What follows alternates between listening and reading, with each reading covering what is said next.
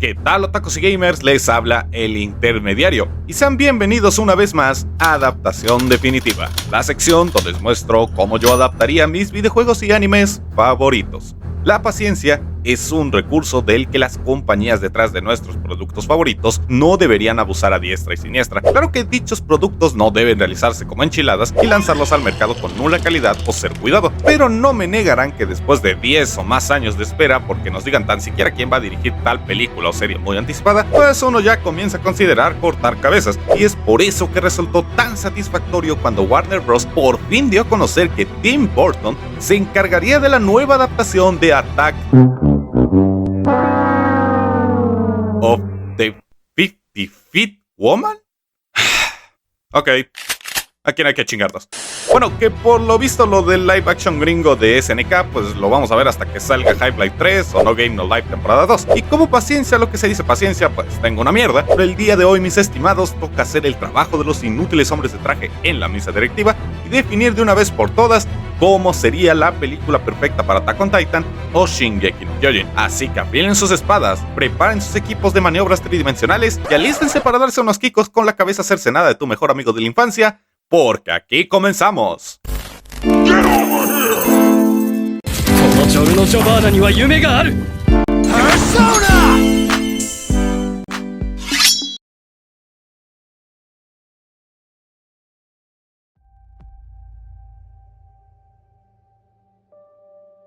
Vale, sí que hay mucho por discutir e idear sobre esta nueva adaptación, pero bien lo dijo nuestro camarada El Santana: aquellos que no recuerden su pasado estarán condenados a repetirlo. En los años 2015 y 2016, en pleno auge de la versión animada de la obra de Hajime Isayama, se estrenó una adaptación a carne y hueso simplemente titulada Shingeki no Kyojin o Attack on Titan, una duología live action que en teoría adapta los acontecimientos de la primera temporada del anime. Y digo en teoría porque decir que está basada en esos compases de su obra original es como decir que James Wong adaptó la primera etapa de Dragon Ball a su película. De entrada, medio cast del anime ni existe aquí en pro de hacerlos a todos japoneses, incluidas locaciones. En consecuencia a ello, se pierde el sentido de diversidad de la obra original. Por ejemplo, tienes al Capitán Shikishima, que es el resultado de meter a Levi, Rose Rice y Zeke Jaeger en una licuadora sin saber de qué iba cada uno. La trama se desvía casi en su totalidad de la del manga en la segunda parte, esto siendo resultado de que cuando hicieron esas películas todavía no había un carajo de material para adaptar, una fotografía y visuales apagados y muy poco inspirados comparados a los del anime, pero eso sí, unos titanes muy bien diseñados y atemorizantes para el presupuesto que se tuvo.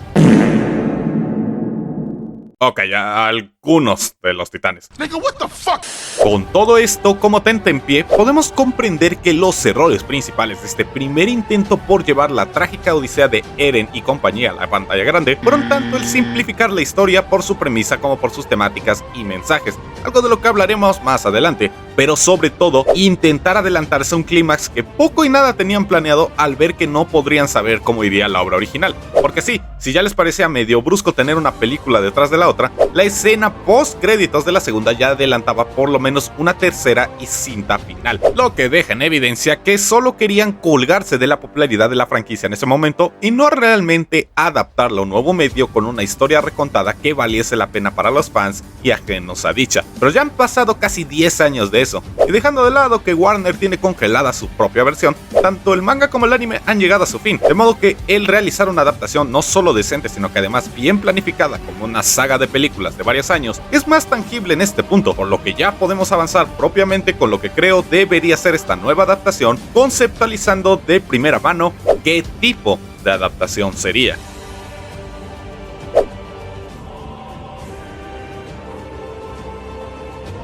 Una pregunta que seguro le parecerá trivial a la mayoría de adeptos a esta obra es: ¿en qué tipo de género o estilo entra Shingeki no Kyojin? Esto es importante porque en cierto modo la historia de los titanes es una amalgama de varios géneros. De hecho, fue justo lo que intentaron abordar en las cintas japonesas, aunque sin mucho éxito. Y como mencioné antes, el cómo se trata la historia se beneficia en parte del enfoque que se le da tanto a la narrativa como a los visuales. Para no enredarnos más de la cuenta, les dejo que con mi versión de live action de Shingeki no Kyojin solo podría ser definida como un thriller bélico de fantasía. ¿Qué? ¿Qué ching? ¿Qué? Sí, tremenda fumada me aventé. Pero con lo anterior se respalda por lo que fueron mis referencias tanto narrativas como visuales para reinterpretar a esta gran obra de Isayama. La primera de estas siendo la cinta de horror found footage del 2008, Cloverfield. Una ensordecedora historia de misterio que nos deja en total suspenso con buenas dosis de horror y la desesperación por ver a los personajes centrales sobrevivir ante la catástrofe al no ver casi hasta el final a la criatura que bautiza el filme mismo. Seguido a esto tenemos al Monsterverse, este universo compartido que reimagina los clásicos kaiju de toda la vida, más concretamente a Godzilla del 2014 y Kong Skull Island de 2017, cada una tomando en una mirada más deidificada y colosal por igual a estos monstruos que los humanos intentan controlar en todo momento, pero que la mayoría de las veces resultan sumamente insignificantes ante su presencia. Y finalizamos con nada más ni nada menos que 1917, un drama frenético que nos aferra al filo del asiento, totalmente impotentes al terror de la guerra, con una serie de personajes que no son más que carne de cañón, y aunque ya conocemos el más que evidente resultado, no puedes evitar sentir miedo cada vez que el protagonista tropieza en el fuego o ante un enemigo. Y todas estas referencias tienen algo muy concreto en común e ideal para esta adaptación: la escala. En estas 4 obras, la amenaza que los protagonistas enfrentan, ya sea de bestias colosales o un gran conflicto que determinará el curso de la historia, se muestran de tal forma en el apartado visual que dejan a los protas en una posición insignificante, como meras hormigas ante monstruos que los superan no solo en poder sino en tamaño, pero que a las finales demuestran ser lo suficientemente audaces y resilientes como para darle la vuelta a la pelea. Esta nueva adaptación debe sentirse gigante en su escala, tener escenas de los jinetes de la Legión de Exploración pasando por debajo de los titanes para inevitablemente ser devorados o aplastados, ver a guerreros como Mikasa o Levi elevarse por los aires y aún así sentirse como moscas comparados con el enemigo, y es ahí donde la acción se ve beneficiada al llevarse la epicidad a la 11ª potencia, como el suspenso y el horror que se sienten más reales. Por último, en lo que refiere a visuales mucho más concretos, me gustaría que la paleta de colores retomara esa estética sepia del anime. Creo que le va muy bien a la ambientación post-apocalíptica y por lo menos no tendría que andarle subiendo el puto brillo a la pantalla media película. Y sobre los titanes, comprendo muy bien que al ser, digamos, peculiares, creo que lo que podría hacerse es una combinación de efectos prácticos, CGI y motion capture que, aunque más laboriosa, podría garantizar un mejor resultado en el aspecto de estas criaturas, sintiéndolas más reales, pero también trataría de que, al menos en una primera buena porción del filme, se tratara con misterio a estos, casi que no viéndolos a full más que por un par de segundos, pues estando cubiertos de humo y etcétera, hasta un momento culmine de revelación que realmente impacte a las audiencias, tipo el tiburón en Jaws.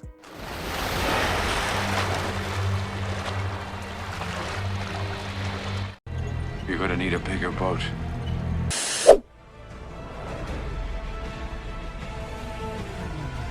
Después de revisar todas las bases más superficiales de este proyecto, debemos saltar directamente al plato fuerte de este fanfic cinéfilo otaku. ¿Cómo sería la historia de este live action de ensueño? Enfocándonos para este video en la primera cinta de una posible saga de 4 a 6 entregas, es claro que se trataría de una historia de orígenes, mostrándonos el inicio de esta gran odisea con Eren, Mikasa y Armin ingresando a la Legión de Exploración, hasta posteriormente ver cómo el protagonista se transforma en un titán y cambia totalmente la dinámica para el mundo en el que vive. Sí, seguimos prácticamente la obra original sin muchas alteraciones, más lo que medio ya se intentó adaptar en el live action japonés, pero ¿qué haría única a esta versión en particular? Pensando en la cantidad de información del lore del mundo y de sus personajes que deben exponerse, y suponiendo que de forma ideal esta cinta dura entre 2 horas 20 y 2 horas 40 por mucho, creo que el modo más óptimo para condensar toda esa información y que la película arranque y avance de modo que el espectador casual no se fastidie muy pronto es optar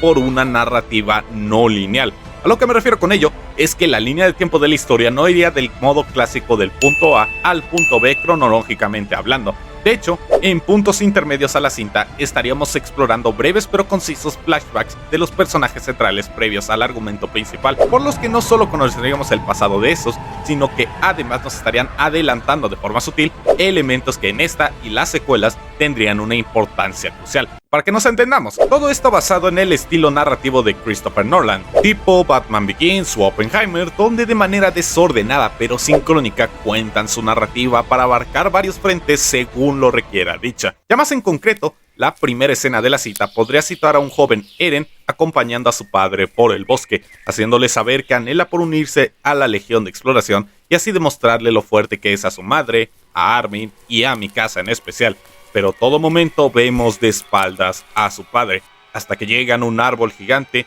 y vemos el semblante lleno de pena y de dolor de Grisha Jaeger, mostrando una jeringa en su mano.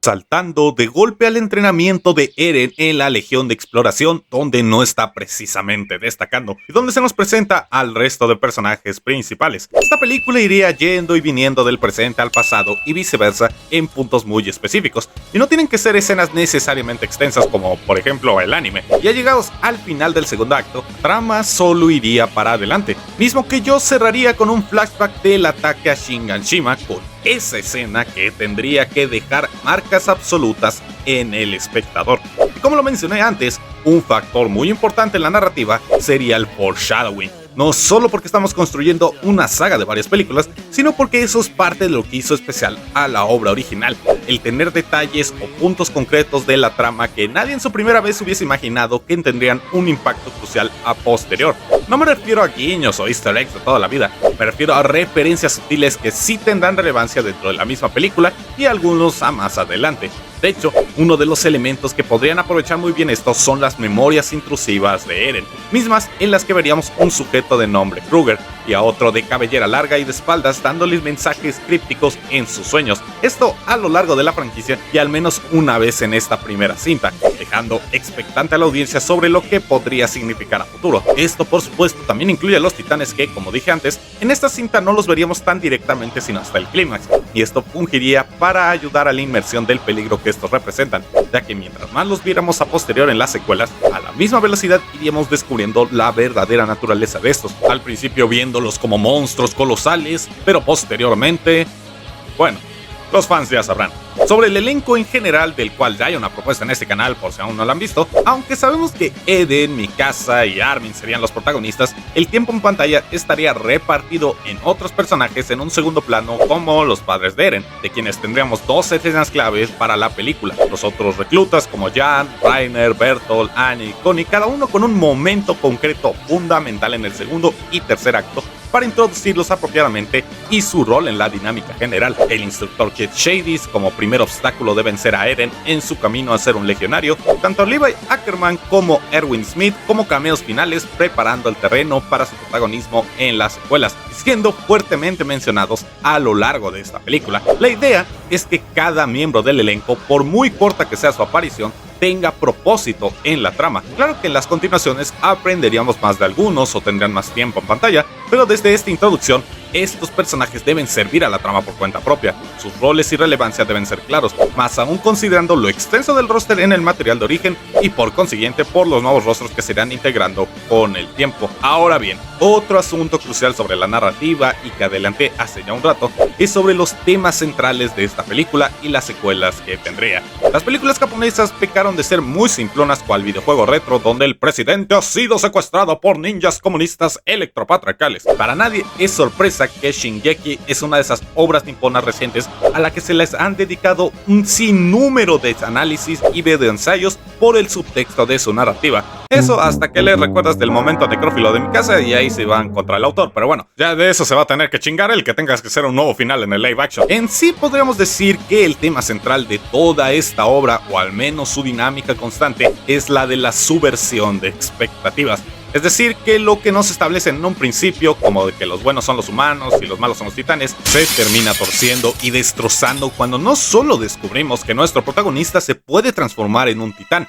sino que el verdadero mal yace en los propios humanos que han creado este mal secundario para expiar sus pecados a costa de la vida de otros, lo que eventualmente lleva a que el propio protagonista sí luche por su objetivo original, pero ahora de una forma más radical y extremista, todo repitiéndose en un aparente ciclo de violencia y autodestrucción que parece nunca terminar. Cada película, de hecho, sería una fase de este ciclo respectivamente. La primera cinta sería una representación del mito de la caverna, de los hombres descubriendo una verdad mayor a la que sus semejantes se rehúsan a aceptar y prefieren seguir en su mentira. Luego le seguiría la lucha directa de ideologías, un pueblo sumamente sesgado que busca enterrar la verdad para mantener su conciencia tranquila contra aquellos que aún con las consecuencias quieren darla a conocer. Posterior tendríamos al interminable ciclo de odio, ver que al primer pueblo oprimido ahora se convierte en una amenaza para los demás que lo oprimían e incurriendo en los mismos actos de violencia que los otros, para finalmente ver reflejado en el clímax el dilema del bien mayor,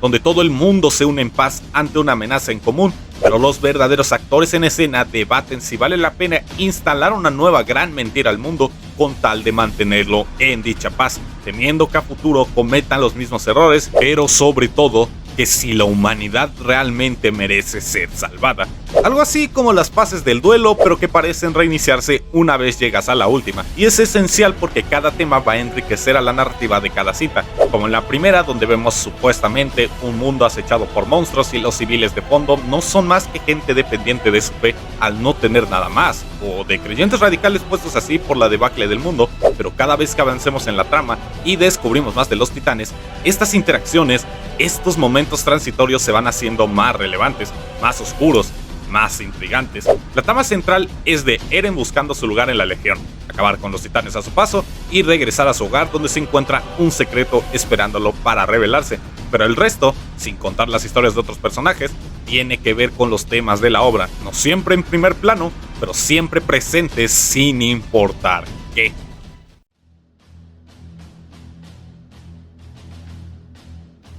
Una vez pasado por todos los puntos claves de esta propuesta, esto es lo que en vista general nos queda. Una primera película de Orígenes que combina elementos de thriller, horror, acción con monstruos gigantes y un tema central sobre el desvelo de un mundo que no es lo que aparenta. De ahí siguiéndose hasta tener 5 secuelas, las cuales podrían condensar toda la obra del manga de manera óptima con sus respectivos cambios y recortes. Por supuesto, esta es mi propuesta, pero no puedo evitar en ciertos nombres que podrían llevar a cabo esta visión a la realidad. Tanto James Wan de Aquaman y Saw como Guillermo del Toro con Pacific Rim y Hellboy me parecen los más indicados para realizar una adaptación más que memorable de esta franquicia y que, sin ánimos de subirme los humos, creo que mostrarían conceptos relativamente cercanos a los que hemos explorado para dicho live action. Andy Muschietti parecía un gran prospecto, pero ya se retiró del proyecto oficial, así que ni hablar. Y ya si me preguntan de si en esta versión de una saga acción en vivo de Shingeki mantendría el mismo final, bueno, tengo un video viejísimo sobre ese tema en particular y donde muestro mi versión medio cambiada del final del manga, pero sinceramente creo que ya pasó el mame del odio masivo a este desenlace. Le movería unas cosas, tal vez, pero ya a este punto creo que da igual. Y bueno, pensándolo bien, llegado hasta este punto, parece que no importa si este live action llega hasta el 2030. El original sigue siendo una obra por demás que destacable con mucho potencial para adaptarse a otro medio. Cuando llegue el momento, tengan por seguro que el primer tráiler lo va a petar durísimo. Mientras tanto, aquí tienen mi muy concisa visión sobre el proyecto y sin nada más por añadir, les ha hablado el intermediario y nos vemos la próxima.